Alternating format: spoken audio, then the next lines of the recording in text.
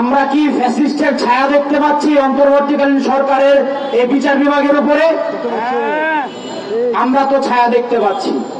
যদি ছায়া না দেখতে পাইতাম তাহলে শীর্ষ সন্ত্রাসীরা কিভাবে মুক্তি পায়, এই খুনি ফ্যাসিস্টরা কিভাবে মুক্তি পায়? আমরা আজকে এমন একটি ইস্যু নিয়ে এখানে দাঁড়িয়েছি যেটা নিয়ে দাঁড়াবার কথা নয়। তার জামিনের ব্যাপারটা এতটাই অবাক করছে যে আমার ইতিপূর্বে আমার অন্য সহযোদ্ধারা বলে গেছে যে খুনি হাসিনার আমলেও এই রানাকে জামিন দেওয়া হয় নাই। আমরা কি ফ্যাসিস্টের ছায়া দেখতে পাচ্ছি অন্তর্বর্তীকালীন সরকারের এই বিচার বিভাগের উপরে? আমরা তো ছায়া দেখতে পাচ্ছি। যদি ছায়া না দেখতে পাইতাম তাহলে শীর্ষ সন্ত্রাসীরা কিভাবে মুক্তি পায়, এই খুনি ফ্যাসিস্টরা কিভাবে মুক্তি পায়? এই যে আপনার হাইকোর্টের বিচারপতি আতাউর রহমান খান হাফিজুল আলমের হাইকোর্ট বেঞ্চ তারে জামিন দিছে। আপনারা এমন উদ্ধত্তপূর্ণ একটা কাজ করছেন যেটার জন্য আজকে বলতে হয়, আমি কথা বললে তো বলবেন আদালত অবমাননা হয়েছে, মামলা দিবেন, 500 মামলা দেন।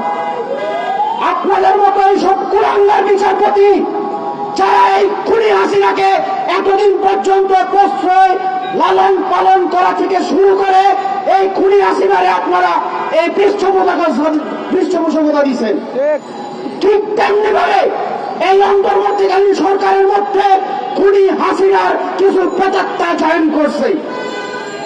স্পষ্ট ভাষায় বলতে চাই, এই সন্ত্রাসীদেরকে, এই রানা তো একজন সন্ত্রাসী, সেই এলাকার যে এমপি ছিল তার পালিত গুন্ডা ছিল এই রানা, সোহেল রানা। এই মুরাজ্জন একটা সন্ত্রাসী ছিল, এই রানা ছিল একটা সন্ত্রাসী। আজকে কেন আমাদের এখানে দাঁড়াইতে হবে?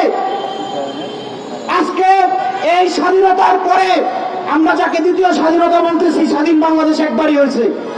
মুক্তিযুদ্ধের চেতনার নাম বিক্রি করে খুনি হাসিনা যে সন্ত্রাসীদেরকে লালন পালন করে সারা বাংলাদেশে প্রতিষ্ঠা করেছিল, আজকে সেই সন্ত্রাসীদেরকে সারা বাংলাদেশে মুক্ত সাদা কবুতরের মতো ছেড়ে দিচ্ছে।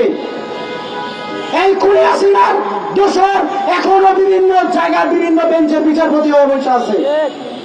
এই বিচারপতিদেরকে কারা বসিয়ে রেখেছে, কোন বিচার বিভাগ বসিয়ে রেখেছে, এদেরকে স্পষ্ট ভাষায় শনাক্ত করে তাদেরকেও আইনের আওতায় আনতে হবে।